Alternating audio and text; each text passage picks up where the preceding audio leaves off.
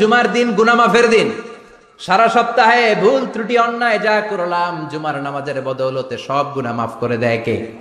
আবার বিশ্বনবী বললেন লা তাকুমুস সাআহ ইল্লা ফি ইয়াউমিল জুমআহ ইযা যুলজিলাতিল আরদু জিলজালাহা ওয়া আখরাজাতিল আরদু আসকালাহা ইযা রুজ্জাতিল আরদু রাজ্জাও ওয়া বুসাতিল জিবালু বাসসা। কিয়ামতের দিন পৃথিবীটাকে একটা প্রকম্পন দিয়ে কাঁপিয়ে দিবে কে? আল্লাহ। মারাত্মক একটা ঝাঁকুনি দিবে আল্লাহ, পুরো পৃথিবীটা কেঁপে ভেঙে চুরে খান খান হয়ে যাবে। এই ঝাঁকুনি আর আর্থকোয়েক ভূমিকম্প এর ঘটনাটা যেদিন ঘটবে ওই দিনটাও হচ্ছে জুমার দিন। চিৎকার করে পড়েন সুবহানাল্লাহ। তার মানে আদম সৃষ্টি হলো জুমার দিনে, দুনিয়ায় নামিয়ে দেয়া হলো জুমার দিনে, তওবা কবুল করে নেওয়া হলো জুমার দিনে, রূহ কবজ করা হলো জুমার দিনে, আবার কিয়ামত সংগঠিত হবে জুমার দিনে। পড়েন সুবহানাল্লাহ।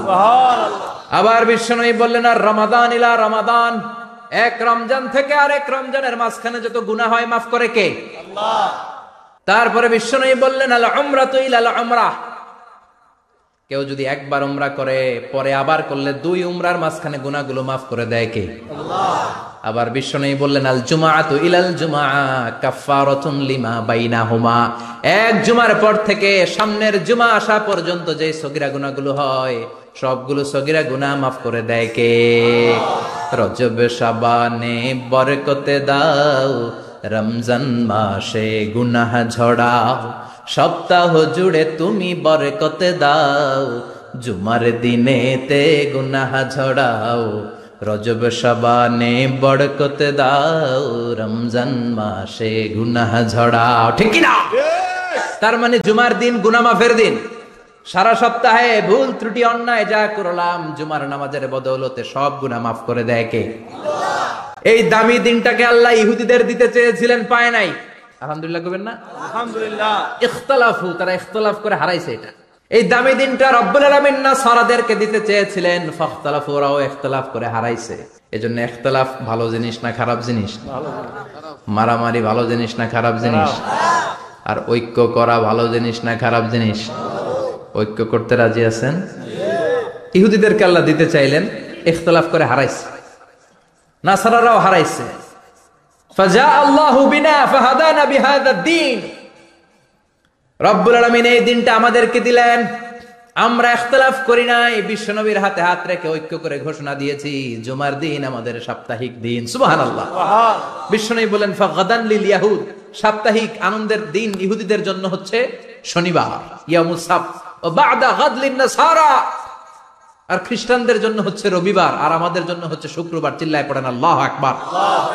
তার মানে জুমার দিন, জুমাবারের মর্যাদা বেশি না কম? চিল্লায় বলেন বেশি না কম? জুমার দিন সকালবেলা ফজরের নামাজের পর থেকে ফেরেশতারা যতগুলো মসজিদে জুমা অনুষ্ঠিত হয় ওই মসজিদে ঢোকার প্রতিটা দরজার মধ্যে দাঁড়িয়ে থাকে। কারা কারা আগে আগে জুমার নামাজ পড়ার জন্য মসজিদে যায় প্রত্যেকের নামগুলো একটা জান্নাতের রেজিস্ট্রি খাতার মধ্যে তুলে নেয়। এই নামগুলো স্পেশালি আল্লাহর কাছে পাঠানোর জন্য। সুবহানাল্লাহ কইবেন না? সুবহানাল্লাহ।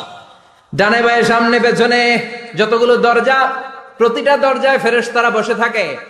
কে আগে আসলো নাম তুলে দেয়। তুলতে তুলতে তুলতে তুলতে খতিব সাহেব যখন খুতবা দেওয়ার জন্য মিম্বারে যেয়ে বসে যায়, ফেরেশতারা তাদের খাতা বন্ধ করে তারাও খতিব সাহেবের সামনে জুমার খুতবা শোনার জন্য বসে যায়। পড়েন সুবহানাল্লাহ। প্রথম জুমার দিন জুমার মসজিদে যে ঢুকবে, বিশ্বনবী বললেন আল্লাহর রাস্তায় একটা উট কুরবানি দিলে যেই সওয়াব, এই সওয়াব আল্লাহ আমলনামায় দিয়ে দেয়। দ্বিতীয় পর্যায়ে যে ঢুকে, বিশ্বনবী বললেন বাকারা, গরু কুরবানির সওয়াব পায়। 3 নম্বরে যে ঢুকবে, বিশ্বনবী বললেন কাবসা, হাদিসের ভাষায় এসেছে আল কাবাস, কাবাস মানে হলো বকরি, বকরি কুরবানির সওয়াব। 4 নম্বরে যে ঢুকবে তার হচ্ছে দাজাজা, দাজাজা মানে মুরগি। 5 নম্বরে যে ঢুকবে, বিশ্বনবী বললেন বাইদা, নোয়াখালীরা কয় বয়দা, আমরা কই আন্ডা, কুমিল্লায় কই ডিম। আছে না নাই? আছে। এক দেশের কত ভাষা, এক দেশের গালি আরেক দেশের বুলি। আমরা বলি ছেলে, কুষ্টিয়ায় বলে পুত্র, আরেক জায়গায় গেলে বলে হুত, আরেক জায়গায় গেলে বলে ফোয়া। আছে না নাই? আছে। এক এলাকায় বলে বেটা ছেলে, ছেলেদেরকে বেটা ছেলে মরদ হওয়া হইতে না, মরদ হওয়া হদ্দে। আহা, কি ভাষার বৈশিষ্ট্য! তো যেটা আমরা বলি ডিম, কোথাও বলে আন্ডা, কোথাও বলে বয়দা। তো এই বয়দা আল্লাহর রাস্তায় দান করে দিলে যেই সওয়াব, পঞ্চম ব্যক্তি ওই সওয়াব পাবে। এই 5 জনের পরে আর লেখালেখি নাই, বাকিদেরটা নরমাল এন্ট্রি করে সব ফেরেশতারা খুতবা শোনার জন্য বসে যায়। সুবহানাল্লাহ, সুবহানাল্লাহ। তো জুমার দিনে আগে আগে যাবেন তো ইনশাআল্লাহ? সবাই রাজি আছেন ইনশাআল্লাহ? চিৎকার করে পড়েন ইনশাআল্লাহ, ইনশাআল্লাহ। আলহামদুলিল্লাহ, আমরা এই জুমার দিনটাকে রাষ্ট্রীয় ছুটির দিন হিসেবে পাইছি না? 1984 সালে হুসাইন মোহাম্মদ এরশাদ সাহেব এই ভালো কাজ করছিলেন। উনি সব করছে জীবনে, স্বৈরাচারীও করছে, ভালো কাজও করছে। ঠিক। তো খারাপটা আর আমরা না বলি, যেটা ভালো এটাই বলি। উনার কারণে আজ অবধি এই 84 থেকে আজ 34 বছর বাংলাদেশের রাষ্ট্রীয়ভাবে সাপ্তাহিক ছুটির দিন কোনটা? আলহামদুলিল্লাহ কইবেন না? এই উসিলায় আল্লাহ ওনারে মাফ করুক। পৃথিবীর অনেক দেশে কিন্তু শুক্রবার ছুটির দিন না। আমি বছরের বেশিরভাগ সময় মালয়েশিয়াতে থাকি। মালয়েশিয়ার সাপ্তাহিক ছুটির দিন রবিবার। খ্রিস্টানদের সাথে অনেক বিজনেস তাদের মেনটেন করতে হয়। তো তারা যদি শুক্রবারে ছুটির দিন করে, তাহলে সপ্তাহে 2 দিন ব্যবসা বাণিজ্য কাটা পড়ে যায়। নিজেদের কারণে শুক্রবার বন্ধ, যাদের সাথে বিজনেস ওদের কারণে রবিবার বন্ধ। আমরা আলহামদুলিল্লাহ আল্লাহর দয়ায় পবিত্র দিনটাতে পেয়েছি জুমাবার। আলহামদুলিল্লাহ পড়েন আলহামদুলিল্লাহ। এজন্য বিশ্বনবী বললেন, খবরদার এদিনের নামাজ মিস করো না।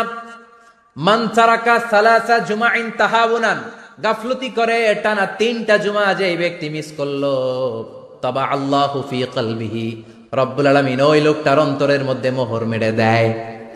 ওয়া কুতিবা ফি জুমরাতিল মুনাফিকিন, মুনাফিকদের খাতায় তার নাম তুলে দেয়। 3টা জুমা যদি কেউ মিস করে, 2টা পানিশমেন্ট। এক হচ্ছে তাবা আল্লাহু ফি কলবি, আল্লাহ অন্তরে মোহর মেরে দেয়। ভালো কথা ভাল লাগে না, নামাজ ভাল লাগে না, আজান ভাল লাগে না, ইসলাম ভাল লাগে না, শুধু মৌজ মাস্তি ভাল লাগে, গান বাজনা ভাল লাগে, এরকম আছে না নাই? জুমার নামাজে যায় না। আরেকটা হলো কুতিবা মিনাল মুনাফিকিন, মুনাফিকদের খাতায় নাম তুলে দেয়। আল্লাহ হেফাজত করো, আরো জোরে পড়েন আমিন। জুমার দিন আগে আগে মসজিদে আসবেন ইনশাআল্লাহ। সবাই রাজি? ইনশাআল্লাহ। আসেন, আল্লাহ জুমার ব্যাপারে কি ওয়াজ আমাদেরকে করলেন আমরা শুনি। শুনতে রাজি? আল্লাহ বললেন, ইয়া আইয়ুহাল্লাযীনা আমানু ইযা নুদিয়া লিস-সালাতি মিন ইয়াউমিল জুমআতি ফাসআউ ইলা যিকরিল্লাহি ওয়া যারুল বাই', যালিকুম খায়রুল লাকুম ইন কুনতুম তা'লামুন। পড়েন না আল্লাহু আকবার। আল্লাহ বললেন, ও আমার মুমিন বান্দারা শোনো শোনো।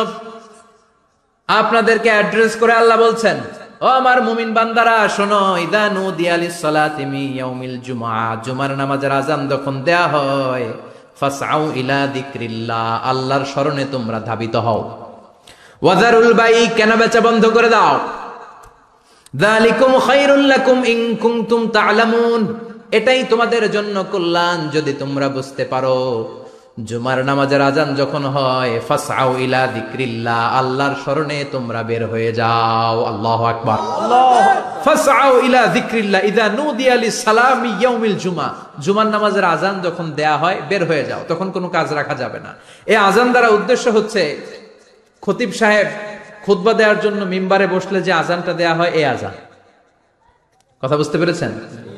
কিন্তু দুর্ভাগ্যজনক হলে সত্য, আমাদের বাংলাদেশে এই আজানটা কেন যেন মুয়াজ্জিন ভাইরা ইমাম সাহেবের সামনে এসে আস্তে আস্তে দেয়, ছোট ছোট করে ইমাম সাহেবের মুখের উপরে দেয়, মাইকে দেয় না। এটা পাইছে কই? এটা যে কোত্থেকে ঢুকছে এক আল্লাহই ভালো জানে।